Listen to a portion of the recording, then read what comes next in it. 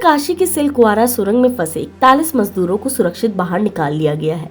वे अब खुली हवा में सांस ले रहे हैं, लेकिन 17 दिनों तक चले इस रेस्क्यू ऑपरेशन की सफलता अर्नोल्ड डिस्क के बिना अधूरी है। मजदूरों को सुरंग के बाहर निकालने वाले एक्सपर्ट्स में अर्नोल्ड की बड़ी भूमिका है। वह भूमिगत और परिवहन बुनियादी ढांचे में एक्सपर्ट है। वह न सिर्फ अंडरग्राउंड कंस्ट्रक्शन से जुड़े जोखिमों पर सलाह देते हैं, बल्कि उन्हें इसमें महारत भी हासिल की है। अर्नोल्ड जिनेवा के international tunnelling and underground space association के प्रमुख है।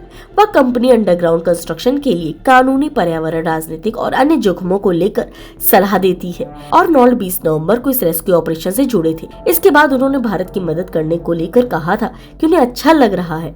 डिस्क ने कहा था कि पहाड़ों में हमें एक चीज सिखाई गई है कि विनर में रहना चाहिए। और अर्नोल्ड डिस्क वही शख्स हैं जिन्होंने दावा किया था कि इस सुरंग में फंसे 41 मजदूरों को क्रिसमस से पहले ही निकाल लिया जाएगा।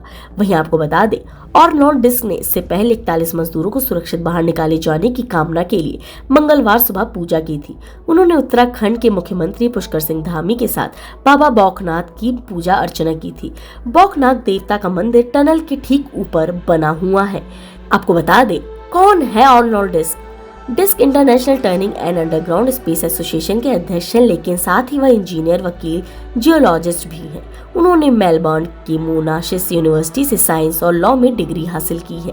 उन्होंने अपनी 3 दशकों के करियर में कई भूमिकाएं निभाई हैं। उन्होंने 2016 से 2019 के बीच कतर रेड क्रेसेंट सोसाइटी के लिए वॉलंटियर के तौर पर काम किया है, जहां उन्होंने इस तरह के अंडरग्राउंड घटनाओं पर काम किया है। 2020 में डिस्क लॉर्ड रॉबर्ट मेयर पीटर वेकरी क्यूसी कंपनी से जुड़े।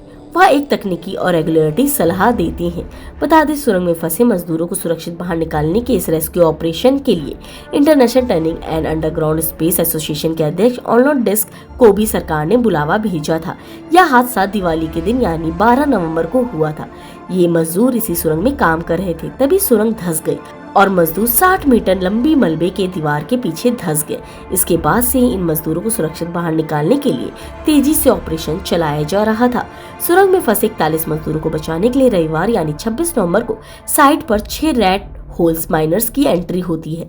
इन रैट माइनर्स को प्राइवेट कंपनी ट्रांसलेस इंजीनियरिंग सर्विसेज की ओर से बुलाया गया था।